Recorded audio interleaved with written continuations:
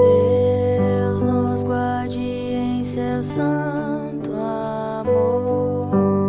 O seu nome louvaremos,